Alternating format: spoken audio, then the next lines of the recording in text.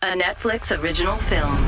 The Wi-Fi isn't working. In the event of a global communications breakdown, do the following. Stay inside. What just happened here is happening everywhere. Avoid strangers. We've all been deserted. I don't trust them. And most importantly, do not panic. Julia Roberts. What happens next? Mahershala Ali. I knew something was coming.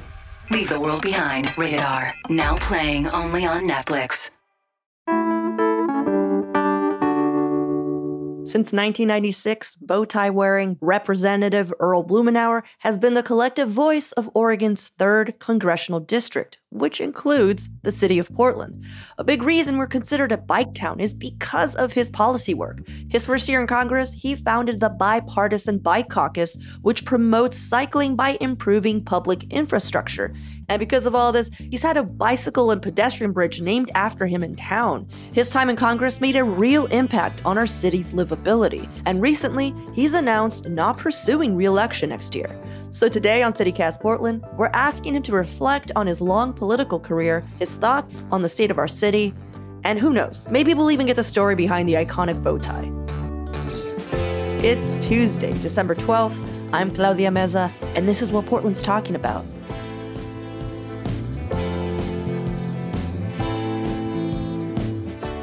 Because I do have a bow tie that I could put on, but if you can stand it, I won't put on a bow tie. I mean, I'm not gonna lie and say I'm not a little disappointed, but you know, I understand it's pretty early. I can put it on. I can tie it without looking at it. Okay, so this whole time I thought you had like hundreds of clip-ons. These are real bow ties. I'm sorry, a clip-on? Oh my God. What did you say? Is this a test? Are you trying to insult me? Oh, I'm so sorry, Representative Blumenauer. A clip-on. Oh my God, I know. The only ones I have that aren't tied are wooden bow ties. Oh, I didn't even know there was such a thing. Oh. Did you scoff at me? You ought to do a feature on bow ties and be able to educate your team and your listening audience. Okay. Thank you. We will take that to heart. Okay, good. Okay, yeah. Well, thank you so much, Representative Blumenauer, for making time for us today. Happy to do it. You know, having been such a supporter of the cannabis industry for all of these years, you're famously known for not having ever partaken in the vice, as your team says. So now that you're leaving Congress, do you think you'll finally try it? I've made clear that my goal for 50 years was to fully legalize cannabis. And I thought that if I actually used it myself before it was legal, it stepped on my message. So I'm still committed to legalizing it. I hope it happens in the last year I'm in Congress. We've had some great momentum, but I do think that it would sort of undercut the clarity that this isn't just something for me because I want to use it, because it's the right thing to do. So I'm going to hold out till it's legal, and I hope it happens this year. Let me just clarify. If I or a member of my family had a condition that was amenable to medical cannabis, I wouldn't hesitate. If we had a child in our family with extreme seizure disorder, or people with traumatic brain injury, chronic depression, when there's an application for medical cannabis, I wouldn't hesitate. And I don't think anybody else should. Well, thank you for that message. But we're all also crossing our fingers that this is the year, so you can retire in style. It'll take more than legalization of cannabis for that to happen. On a more serious turn, you've prided yourself on... What do you mean more serious turn? Cut me some slack here. Oh my God. I just want you to know that you are getting the best of me in a way that we didn't prep for, and I am delighted. Good. So thank you. Good. Thank you for this. I've had you people in the media keeping me off balance for half a century. You people! He's coming out swinging. All right. You've prided yourself on working to make Portland one of the most livable cities in the country, and you've been pretty outspoken as of late about the challenges downtown. What do you think needs to happen first, like the first thing to go on our way to fix Portland's ills? Well, I think part of it is being able to pull people together with a vision of what we want to establish and where we want to go. I am very pleased with the leadership. It's been a delight to work with Governor Kotek. I've worked, I think, with 7 governors now. There's never been a governor who's been more focused to try and help the largest city in Oregon. That's not to her political benefit. As you know, that cuts both ways. But she understands that we're not going to have a full Oregon recovery if we have part of the biggest city in Oregon in free fall. And I think what we're going to be seeing here in terms of the reports from the task force, from people who are coming together, picking their bits and pieces. And I think we've seen signals from the city and the county, Metro, they're on the same wavelength in a way that we haven't seen for some time. So these are all very positive developments. And I think we all need to pick our piece that we can contribute to the recovery of Portland, because we all have a stake in that. That's true. You mentioned Governor Kotek. You've been involved in her Portland Central City Task Force. By the time this interview will air, that group will have already presented its findings at the Oregon Leadership Summit. How do you think those recommendations will make a difference? Well, they're already making a difference in terms of the process. You know, as I looked around at the first meeting of the task force, it was huge and diverse. And then there were some people, I identified folks that weren't there, and they were added to it. It was very inclusionary. It was intense.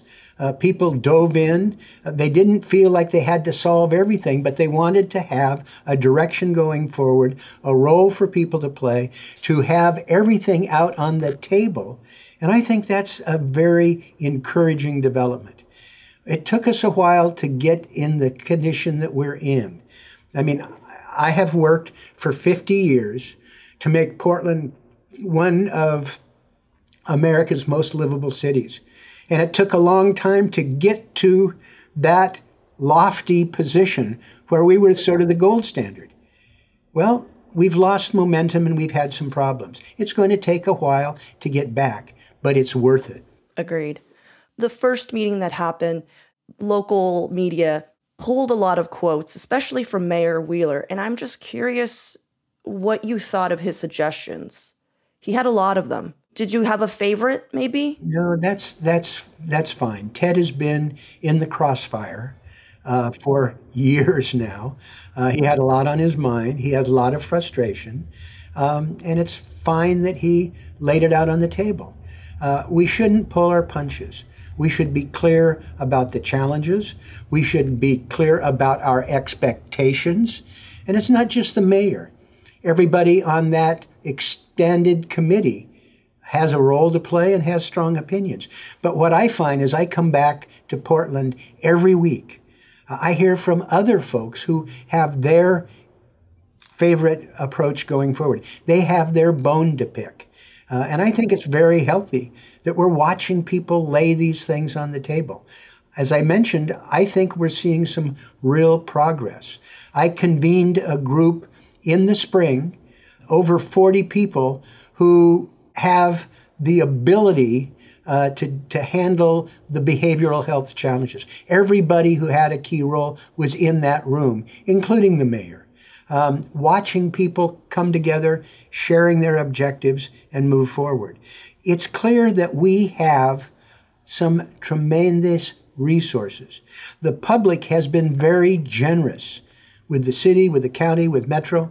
The legislature stepped up with some of the unexpected revenue increases and invested them in behavioral health, but also helped with education and helped with local government. These are very encouraging developments. We have the tools to make a difference. I mentioned that group that I convened in the spring, having everybody around a great big table. Everybody agreed that the challenge was not a lack of money. I mean, there's never enough money to do, the sort of the endless opportunities to deal with behavioral health, with criminal justice, dealing with addiction, public safety. But the challenge we have now is not a lack of resources. It was being able to take the resources that we've been given by the public, by the state. A lot of federal money is sloshing around that's still working its way through the system. Our challenge now is to be able to figure out how best to deploy them. And then it's all about execution. Right. I mean, it's been reported that the county and the city have had excess of funds for dealing with a housing crisis and the houseless issues, and that's caused a lot of frustration. Yes. Has that been something that's also been discussed in these closed-door meetings? Yes. People acknowledge it and understand. Yeah. And people are committed to figuring out how we do a better job of delivering. And that, by the way, is everybody's job. Everybody needs to find out what they can do to help our community move forward, solving problems rather than creating new ones. And I'm excited about the way people in the public have embraced this mission. People are frustrated, they've had problems, but they understand that the only way we're going to be able to get through this is by being focused on solutions, working together, and delivering results. And I think that's the expectation now, and I'm encouraged by that. Yeah. It's so hard as a regular citizen to know how, where you can help, like where your role is, because everything feels a little hard to see through in a sense, especially our convoluted, and I'll say it, convoluted city government. It's really hard to know where to go, who's doing what's happening. So that's something that I hope moving forward, there's a little bit more clarity on. But in our defense, this is a challenge in communities across the country. I talk to my colleagues. I follow the work in some of America's most successful cities that don't look like they're that successful anymore. Everybody is challenged. We've had problems with workforce, with supply chain. There are people who are really cranky and throwing curves. So it's harder for us because it's our community. But we're not unique.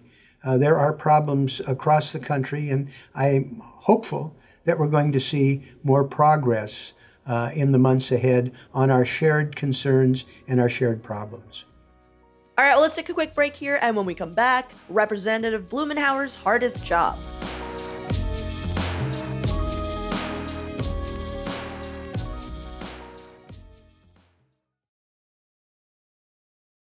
I feel like you have a very unique advantage because you've served in the Oregon House, you've served on the Multnomah County Board of Commissioners, you've been, in the Portland City Council before heading to Congress. I'm just curious, out of all of these jobs, which has been the hardest for you?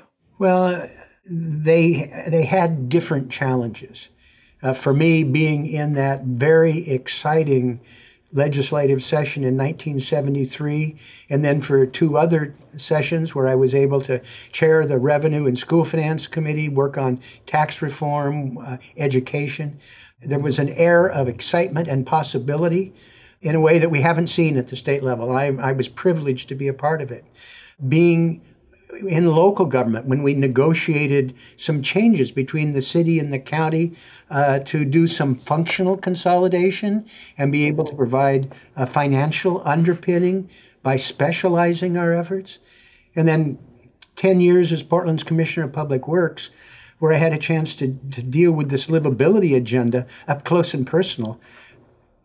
All of these are different challenges, but nothing has been as frustrating as what I've experienced in the last year with a manifestly dysfunctional Congress and a legislative majority of, I'm trying to think of a polite way to describe the dysfunction of the Republicans who can't even agree with themselves. That's been the most frustrating. It hasn't been hard because we haven't done anything. Yeah. If we were able to actually legislate, there'd be a lot of things we could do. But there are different challenges, and each one in its own way was very rewarding. So You've been in Oregon politics since, for 50 years. What do you think has changed? 54, if we're going to be 54. I started as a college student working full time on the campaign to lower Oregon's voting age and then shifting seamlessly in the ratification of the constitutional amendment for a national 18-year-old vote. And then a year later, I slipped into the Oregon legislature.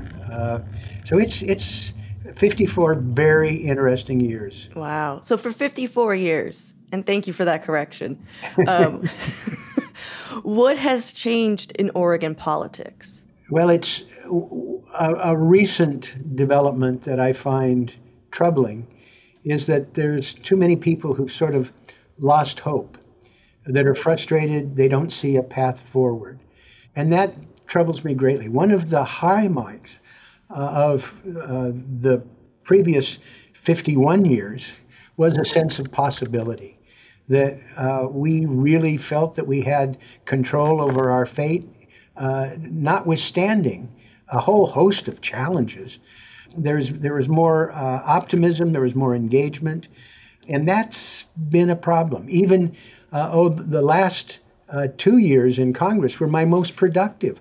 All this work that we did with the Inflation Reduction Act and the energy provisions, the infrastructure, the CHIPS, all of these things that we've been dreaming about and working on back to the Obama administration and before, it all came together.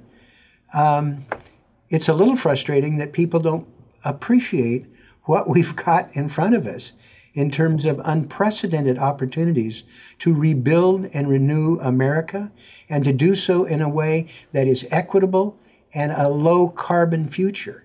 And we've worked for years to get to this point, and I fear that a lot of people don't fully appreciate where we're at and what we can do. Candidates are lining up to replace you. There's been a few who've already put their name in the hat. So curious what your advice is to them. Well, I would hope that the men and women who are lining up to occupy one of the best congressional districts in the country, modesty prevents me from saying the best, but it's a tremendous opportunity to serve. I mean, people here care. We've got a great foundation. Even with our troubles, our neighborhoods are strong. The local economy is intriguing.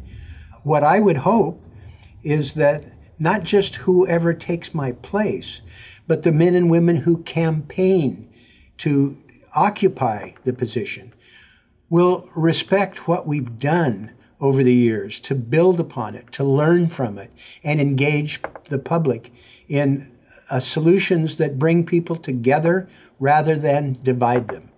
And I've got some suggestions about how to do that. It's a blueprint I've worked on. It's not a secret, and any of them are welcome to take any piece of that legacy and run with it. I haven't heard officially that you're totally retiring. Do you have any possible plans politically moving forward? Can I suggest running for mayor? I don't know. Just a thought. I'm sure someone's floated that to you. I've heard that on a number of occasions. I'm trying to make clear that what I want to do going forward is, first of all, not to have another 80-hour-a-week position. I've done that. I don't need a beeper on my belt. I don't have to deal with individual crises. I want to have a chance to focus on family, on fitness, and fun, not being on airplanes for 14 hours a week, and to be able to go back and work on the things that are so satisfying and that there are opportunities going forward. I'm developing sort of a packet that I can hand off to people who come after me and others who are going to be in Congress this session to be able to build on, if I can modestly say, a legacy. What I want to do is finish the job. These are things that are extraordinarily satisfying and important. I'm not going to be able to do all of them. I'm not going to try. But I want to put a bow around the work that we've done, put it in a position where it can be handed off, and to be part of the conversation in our community, building on that. I want to do everything I'm doing now, but not run for office, not spend half my time in meetings that are frustrating and don't necessarily move forward. I don't want to have to deal with a dysfunctional Republican minority that can't even agree on why they're impeaching Joe Biden. That adds no value. But these other things, I think there are opportunities. And that's what I want to focus on. I want to engage people. I want to continue to learn about it. And if there are any of these areas where people think I can add value, I want to be able to do that. I want to do what I'm doing now without the politics and the airplanes. Right. What does that look like? Like, what would that be, do you think? Well, I'll find out. I mean, there are people that want to follow up in terms of work we've done implementing this fabulous array of investments that I've been working on back to the Obama administration to be able to rebuild and renew America and our community. Working with the Biden administration to be able to get these monies in the hands of people who need it. Being able to finish the job in terms of working, for example, to help the Afghan and the Iraqis who helped Americans in a war that I was adamantly opposed to, but we can't leave them behind. That's work that needs to be finished. Agriculture reform. We need to stop subsidizing a diet that makes Americans sick. One of the exciting things this year is we've got a waiver from the Biden administration that allows us with our Medicaid money, that healthcare money, it's a huge sum. We have a chance to use that to subsidize healthy food and housing. This is an unprecedented opportunity. Yeah, that was amazing. Yeah. These are all things that it's about implementation and follow through. And I'm excited we got to this point, but this agenda that I've been working on all my adult life and maybe longer, I want to continue on it. Could I suggest one more option? Yes, ma'am. Podcasting. Just think about it. I'm happy to experiment with you. Okay, last question. I see behind you this really cool looking poster, and it says, "Use public transport, save the city." And I could tell it just has this like very cool 70s feel, and the colors and everything. I'm wondering, what is your favorite bike route in Portland, other than the one that has your name on it? No cheating. It depends on what you're doing that day. It's being able to explore this community on bicycle and foot is a joy. Being able to find the hidden steps in Northwest or Northeast, being able to ride through vibrant neighborhoods, stop for a latte or at a bookstore.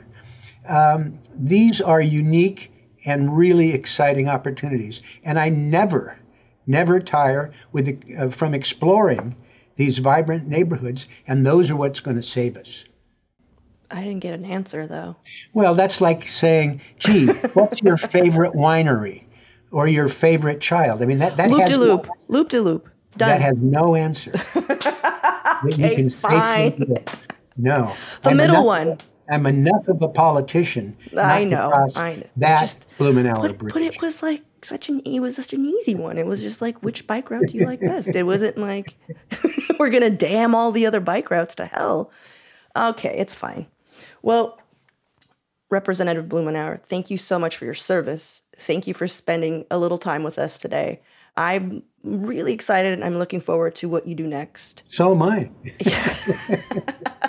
And we will be studying up on bow ties. Apologies for that. Cool. Could you just tell us real quick, like, what's the whole deal, though, with the bow tie? Was that a branding choice at very early on? Well, it's kind of an interesting story. I occasionally wore bow ties back when I was on the city council. People some of the folks who supported me when I ran for mayor were mystified. How could you lose this? You're a natural. You did all this work. You had all this experience. You lost the election. And a gentleman named Bill Nadeau a legendary business person and visionary, said, "Earl, I think you were too serious. People didn't think you were, Fun enough? Oh, my. He said, that bow tie lightens up your image." So I started wearing bow ties often. And as I went to Congress, Senator Mark Hatfield, who was one of my mentors, gave me some advice. He said, "You often wear a bow tie." I said, "Yeah." He looked at me and he said, "Always wear a bow tie."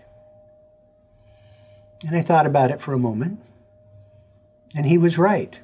There were two people who were retiring from the Senate who always wore bow ties. Paul Simon, who had connections with Oregon, and Daniel Patrick Moynihan, who was kind of my idol in terms of livability. They were distinctive, they always wore bow ties, and they were leaving.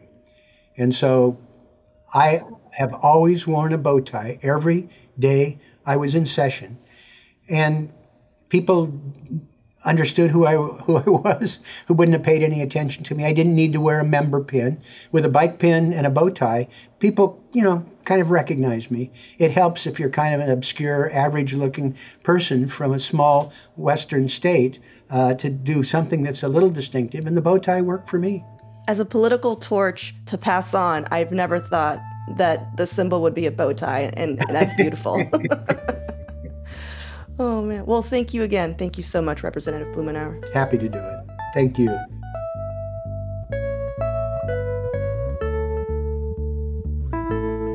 But now for your microdose of news. The price of the median U.S. home will drop 1.9 next year, according to projections from the website Realtor.com. At the same time, median home prices in the larger Portland metro area are projected to decline 7.4%.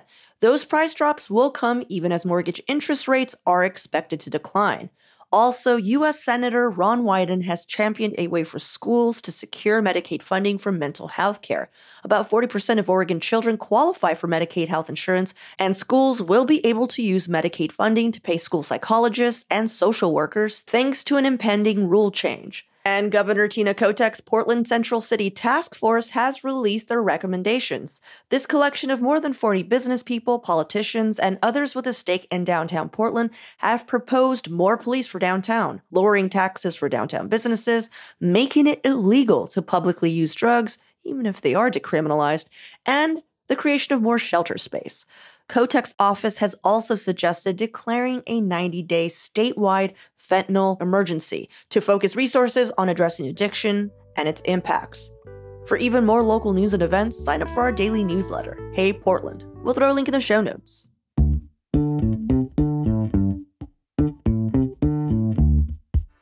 Well, that's all for today here on CityCast Portland. Thanks so much for listening. We'll be back tomorrow morning with more from around the city. Until then, see you at Slim's.